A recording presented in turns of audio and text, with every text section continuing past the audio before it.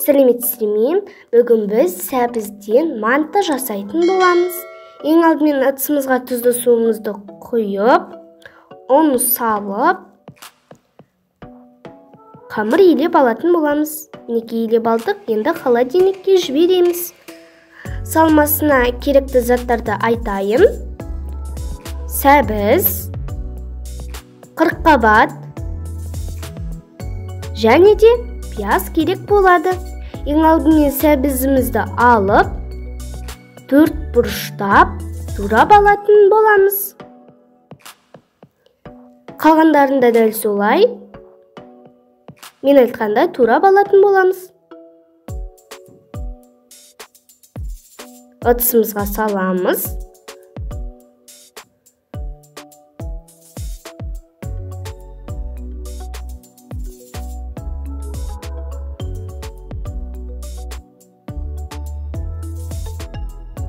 Салып, қырыққабатымызды төрт бұрыштап тураймыз.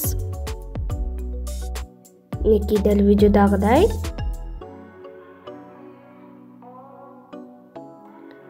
Салып, ең соңында пиязымызды төрт бұрыштап турап алатын боламыз. Барлығын ыдысымызға салған соң, сұйық май, тұз, бұрыш салып араластырамыз.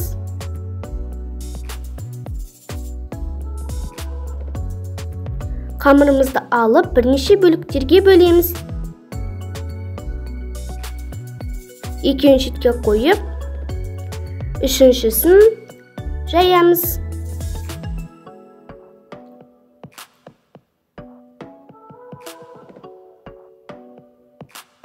Қамырымыз жұқа болуы қажет.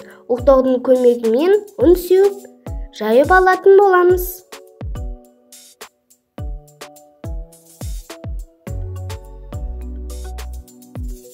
Осылай.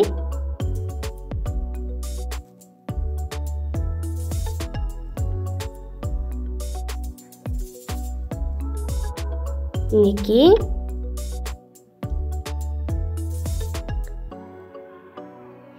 Енді жинақтаймыз.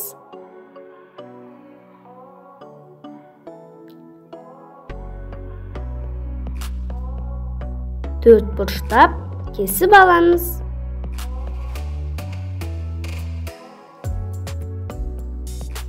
Одан соң салмамызды саламыз.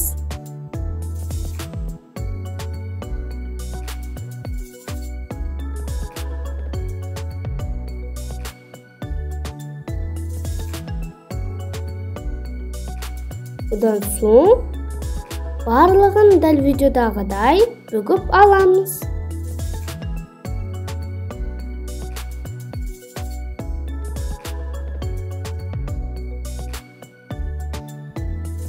Мінекей осылай.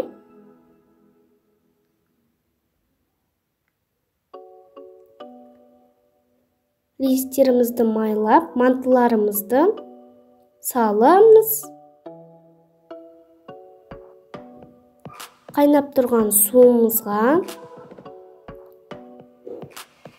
листерімізді үстіне қойып 30 минут пісіріп аламыз.